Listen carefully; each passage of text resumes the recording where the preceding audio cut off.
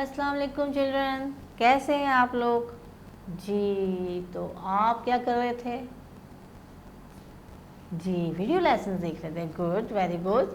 जी, इस्लामियत की क्लास है। इस्लामियत में हम क्या करने वाले हैं?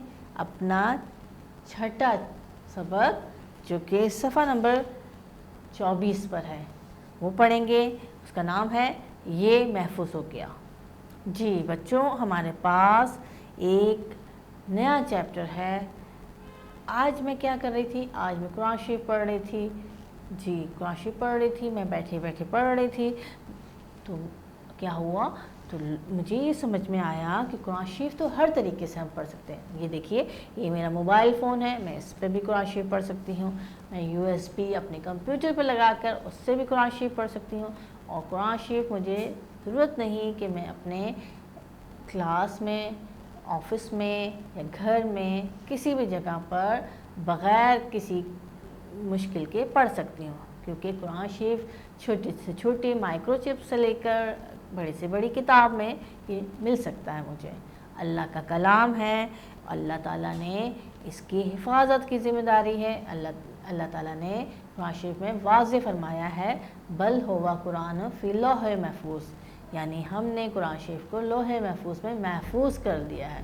तो अब हम कुरान शरीफ पढ़ना चाहें तो हम किसी भी सूरत में कुरान शरीफ को पढ़ सकते हैं। अल्लाह ताला ने हमें 8 चीज़ें अता की जो कि हमारे इनामात हैं। जी, हमने अपनी नॉलेज में हासिल किया था कि अल्लाह ताला ने हमें पैदा किया, हमें शक्ल दी, हमें रिस्क अता किया, हमें ताकत दी, अल्लाह की मदद है और हमारी ज़िंदगी है। फिर हम उसके बाद ज़िंदगी के बाद हमें मौत आती है और फिर आगे दोबारा पैदा होते हैं। इसके साथ साथ साथ हमें कुरान शरीफ और रसूल सल्लल्लाहु अलैहि वसल्लम की हिदायत भी मिली जो कि हमारा इनाम है। तो हम कुरान शरीफ के बारे में आज इस चैप्टर में पढ़ेंगे कि कुरान शरीफ चाहे किसी भी सूरत में हो, हम कंप्यूटर से देख रहे हों, टैब से देख रहे हों, लैपटॉप पर देख रहे हों या अपने मोबाइल पर देख रहे हों, हम उसके ज़रिए कुरान शरीफ पढ़ सकते हैं। और किताबों की सूरत में तो आपको पता ही है कि किताबें, सिपारे और कुरान शरीफ हमारे घर में मौजूद है। लेकिन हम कहीं बैठे हैं और हमने कुरान शरीफ के बारे में नॉलेज हासिल करनी है, कुरान शरीफ को पढ़ना है, तो हम कहीं भी बैठ के पढ़ सकते हैं। कुरान शरीफ जो है मुख्तलिफ़ चैनल्स पर टीवी के, आपने देखा है कि मुख्तलिफ़ चैनल्स जो हैं वो कुरान शरीफ के बारे में बता रहे होते हैं, कुरान शरीफ पढ़ रहे होते हैं, तिलावत आ रही होती है सुबह से लेकर शाम तक। बाज़ चैनल्स तो ऐसे हैं जो 24 आवर्स कुरान शरीफ की तिलावत पेश कर रहे होते हैं। मस्जिदों से भी कुरान शरीफ पढ़ा जा रहा होता है। रमज़ान करीम ऐसा महीना जिसमें सबसे ज़्यादा कुरान शरीफ पढ़ा जाता है। क्यों पढ़ा जाता है कुरान शरीफ सबसे ज़्यादा? क्योंकि अल्लाह ताला ने कहा है कि आम दिनों की एक इबादत और रमज़ान शरीफ की 10 गुना इबादत होती है। सवाब हमें जो है वो रमज़ान में हर इबादत का बिलखुसूस कुरान शरीफ पढ़ने का 10 गुना मिलता है। और कुरान शरीफ को रमज़ान करीम के महीने में आप सल्लल्लाहु अलैहि वसल्लम पर नाजिल फरमाया था। तो हम ये भी देखते हैं कि कुरान शरीफ पढ़ना बहुत ज़रूरी है।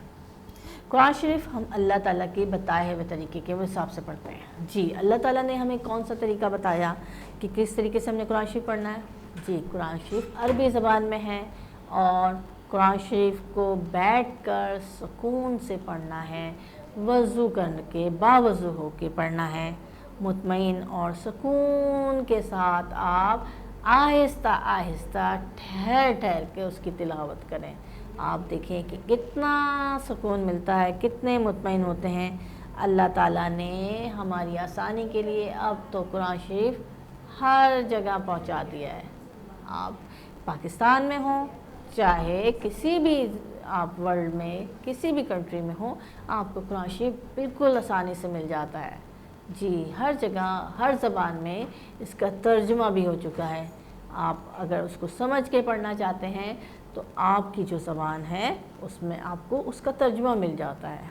जी हाँ, इंग्लिश है, उर्दू है, फ्रेंच है, चाहे जर्मन है या कोई भी ऐसी ज़बान है जिसमें आप तर्जुमा चाहते हैं और पढ़ सकते हैं, آپ کو اس زبان میں قرآن شریف کا ترجمہ مل جاتا ہے۔ قرآن شریف جو ہے اللہ تعالیٰ نے چھوٹی سے چھوٹی آیت کی صورت میں سے لے کر بڑی آیتوں کی صورت میں ایک صورت بنائی اور اللہ تعالیٰ کے نبی پر نازل فرمایا۔ خاتم النبیین صلی اللہ علیہ وسلم پر، آپ صلی اللہ علیہ وسلم پر جب قرآن شریف اترا تو چھوٹی چھوٹی آیتوں میں اترا۔